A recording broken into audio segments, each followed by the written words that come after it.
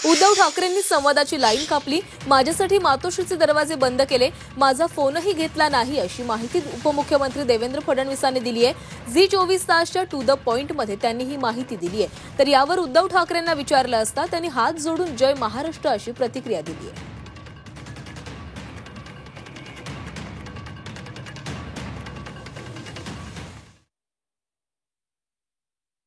असं कधी वाटलं नाही त्याच्याशी या मुद्द्यावरती कधी बोललं जावं की तुमचं इथे साईडलाईन तुम्ही होताय, बोलावं किंवा परत काही channel of line of communication open करावं, असं कधी वाटलं नाही?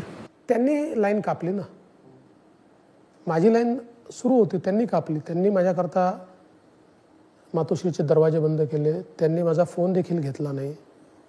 5 वर्ष आम्ही सोबत राहिलो, माझी माफक अपेक्षा होती। नका येऊ राजकारणात, काय तुम्हाला पद पाहिजे, तुम्ही गेलात, एवढीच अपेक्षा होती की फोन उचलून मला हे सांगता आलं असतं की नाही देवेंद्र, मला तुमच्यासोबत येता येणार नाही, मला यांच्यासोबत जायचं आहे।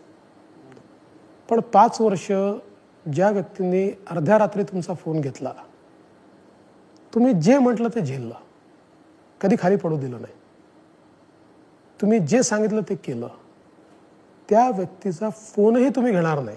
बरं, व्यक्ती कोण आहे तर महाराष्ट्राचा मुख्यमंत्री आहे, त्याचा फोनही तुम्ही घेणार नाही। मला असं वाटतं कम्युनिकेशन त्यांनी बंद केलं। भविष्यात काय तुम्हाला, म्हणजे आपण काय प्रेडिक्ट करू शकतो पण असे काही चान्सेस भविष्यात एकत्र येण्याचे किंवा पुढे मागे कधी? असं आहे की 2019 नंतर एक प्रिन्सिपल तर राजकारणात मला लक्षात आलं की नेव्हर से नेव्हर। पण आत्ता तरी या इलेक्शन नंतर अशी कुठलीही पॉसिबिलिटी मला दिसत नाही।